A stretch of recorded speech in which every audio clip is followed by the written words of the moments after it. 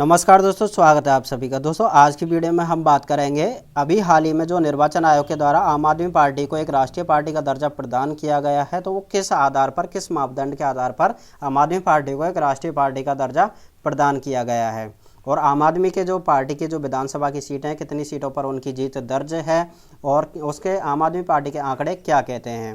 तो आज की वीडियो में हम पूरा डिटेल में बात करेंगे, तो दोस्तों अंत तक जरूर बने रहिएगा। लेकिन दोस्तों आगे बढ़ने से पहले आपसे निवेदन है, अगर आप हमारे चैनल पर नए हैं तो चैनल को सब्सक्राइब जरूर कर लीजिएगा, साथ ही बेल आइकन को भी प्रेस कर लीजिएगा, जिससे आगे आने वाले हर वीडियो का नोटिफिकेशन आपको मिलता रहे। तो चलिए यहाँ पर शुरुआत करते हैं। सबसे पहले हम यहाँ पर देखते हैं आम आदमी पार्टी की स्थापना के बारे में। तो स्थापना की बात करते हैं तो 2 अक्टूबर 2012 को आम आदमी पार्टी की स्थापना हुई थी। वहीं इसके अध्यक्ष की बात करते हैं तो इसके अध्यक्ष हैं अरविंद केजरीवाल जी, इसके अध्यक्ष हैं, जो साथ ही साथ दिल्ली के मुख्यमंत्री भी हैं। और इसके चुनाव चिन्ह की बात करते हैं तो इसका जो चुनाव चिन्ह है वो झाड़ू, इसका चुनाव चिन्ह है आम आदमी पार्टी का। अब यहाँ पर ध्यान देने वाली बात यह है कि जो अभी हाल ही में जो राष्ट्रीय पार्टी का दर्जा प्राप्त है आम आदमी पार्टी को, तो वो किस आधार पर यहाँ पर प्रदान किया गया है, इस आंकड़े को समझना बहुत ज़्यादा जरूरी है। तभी आपको समझ में आएगा कि राष्ट्रीय पार्टी का दर्जा किस आधार पर इसको आम आदमी पार्टी को प्रदान किया गया है। इस आंकड़े को यहाँ पर हम देखते हैं। तो यहाँ पर सबसे पहले हम बात करते हैं दिल्ली विधानसभा की। दिल्ली विधानसभा में 62 सीटों पर इनकी जीत जो है वो दर्ज हुई है। 70 सीटों में से 62 सीटों पर इनको जीत हासिल है। वही पंजाब विधानसभा की बात करते हैं तो पंजाब में 92 सीटें जीत दर्ज है, और गुजरात में 5 सीटों पर और गोवा में 2 सीटों पर।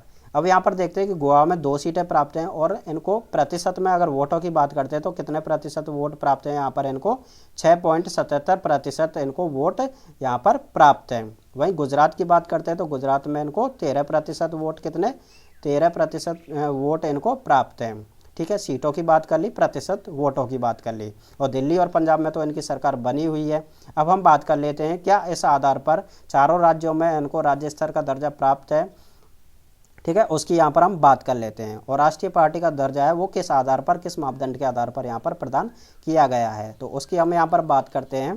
तो पहले हम यहाँ पर देखते हैं कि वो कौन सा मापदंड है जिसके आधार पर राष्ट्रीय पार्टी का दर्जा प्रदान किया गया है। तो यहाँ पर देखेंगे, जब किसी भी राजनीतिक दल के द्वारा 4 या उससे अधिक राज्यों में क्या कर दिया जाता है, अधिक राज्यों में उसको राज्य स्तर का जो है मान्यता प्राप्त हो जाती है, तो उसे राष्ट्रीय पार्टी का दर्जा प्रदान कर दिया जाता है। ठीक है, वैसे तो 3 कंडीशन है राष्ट्रीय पार्टी का दर्जा प्रदान करने के लिए, लेकिन आम आदमी पार्टी ने जिस मापदंड को पार किया है उसकी हम यहाँ पर बात कर रहे हैं। अब अगर आप जानना चाहते हैं कि राष्ट्रीय पार्टी का दर्जा प्राप्त करने के लिए तीनों कंडीशन क्या क्या हैं, तो उसकी भी हम अगली वीडियो में बात कर लेंगे। ठीक है, फिलहाल हम यहाँ पर बात करते हैं कि आम आदमी पार्टी को जिस मापदंड के आधार पर अभी राष्ट्रीय पार्टी का दर्जा दिया गया है, तो वो क्या कंडीशन है, 4 या अधिक राज्यों में इसको क्या है कि राज्य स्तर का दर्जा प्राप्त है। इस आधार पर इसको राष्ट्रीय पार्टी का दर्जा यहाँ पर प्रदान किया गया है। अब हम बात कर लेते हैं कि राज्य स्तर का जो दर्जा प्रदान किया जाता है किसी भी राजनीतिक दल को,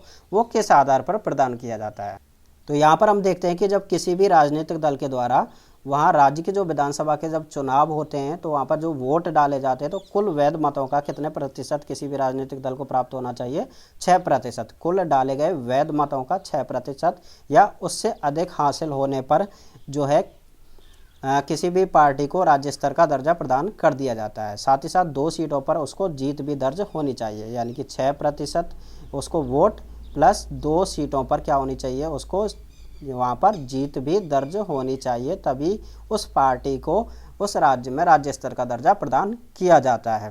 तो अभी हमने ऊपर बात की थी आम आदमी पार्टी की 4 राज्यों में जो है सीटें प्राप्त है विधानसभा की सीटें, पंजाब, दिल्ली, गुजरात और गोवा।